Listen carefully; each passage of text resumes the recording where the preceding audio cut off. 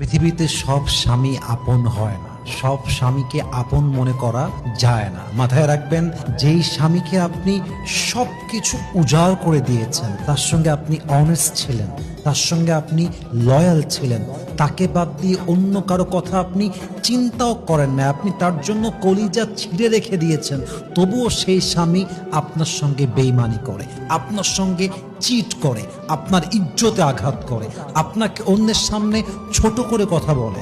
মাথায় রাখবেন, যেই স্বামীকে সব কিছু উজাড় করে দেওয়ার পরেও স্বামী থাকতে চায় না, স্বামী বেইমানি করে, সেই স্বামী কখনো বেস্ট হাজব্যান্ড হতেই পারে না। ঠিক কিনা বলেন?